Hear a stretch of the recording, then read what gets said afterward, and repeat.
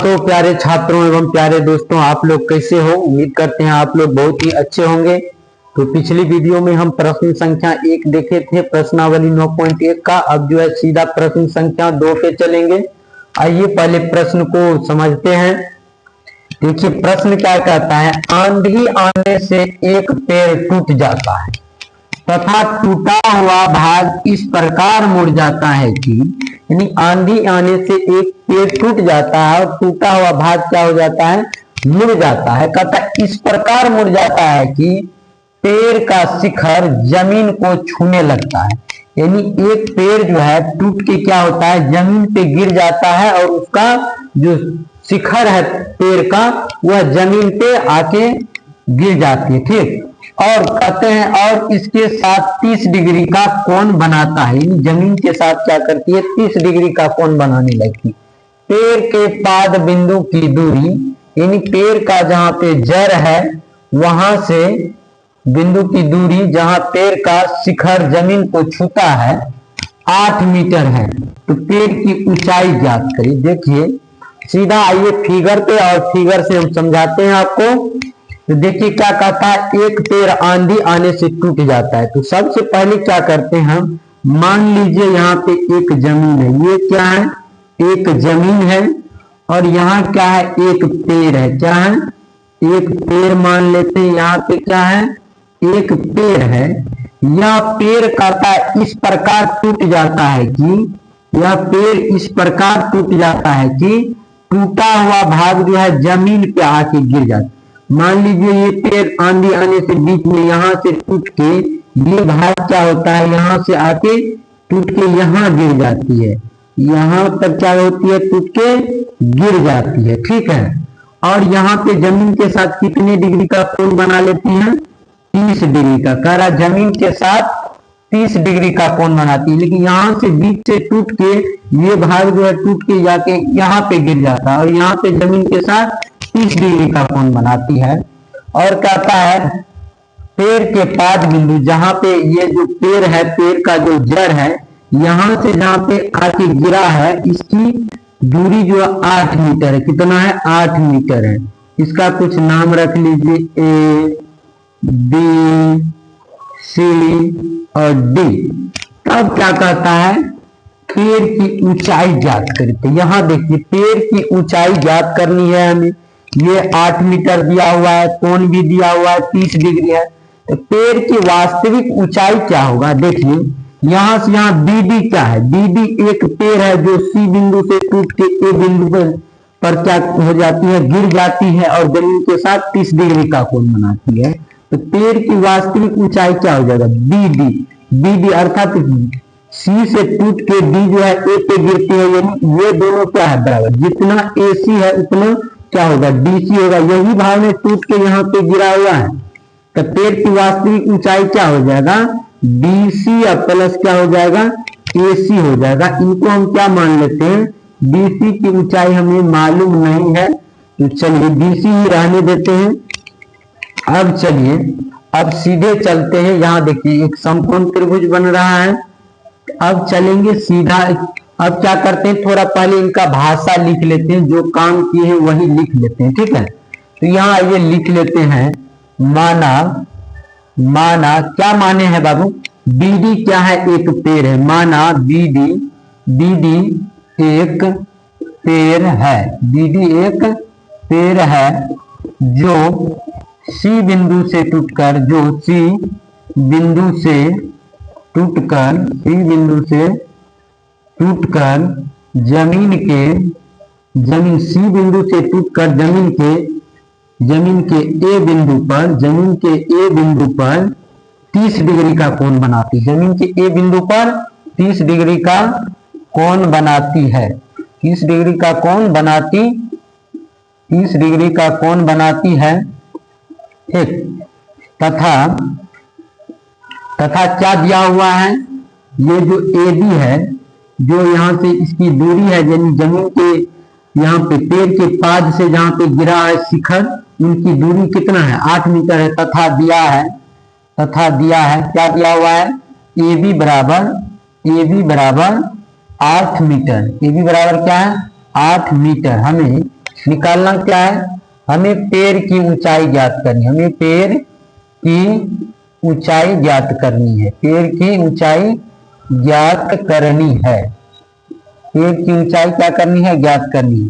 अब चलिए यहां चलते हैं समकोण त्रिभुज एबीसी में, समकोण त्रिभुज एबीसी में आ जाइए। समकोण त्रिभुज, अब समकोण त्रिभुज ए बी सी में देखिए, एबीसी में क्या क्या निकालना है।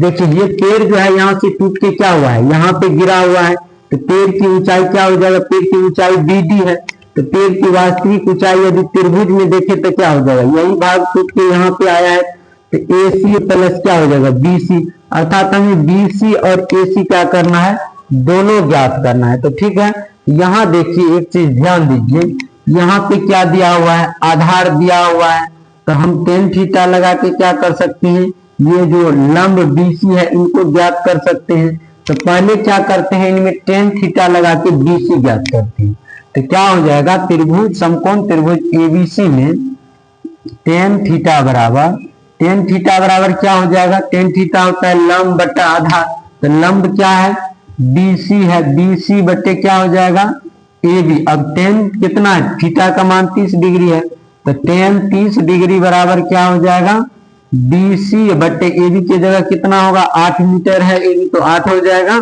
चलिए tan 30 डिग्री का मान कितना होता है, 1/√3 होता है, कितना होता है 1/√3 tan 30 डिग्री का मान।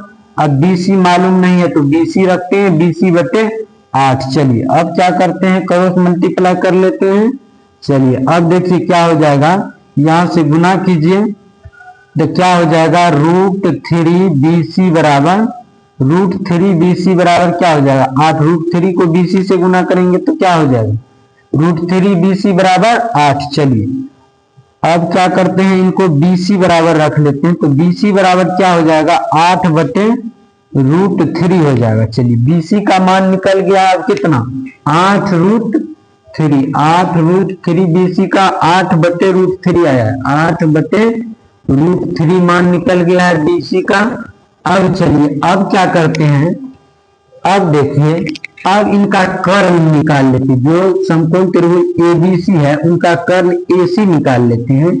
तो देखिए एक संबंध होता है कोस थीटा में आधार बटे कर्ण, तो आधार दिया हुआ है तो कर्ण हम निकाल सकते हैं कोस थीटा लगा के। तो अब पुनः क्या करेंगे,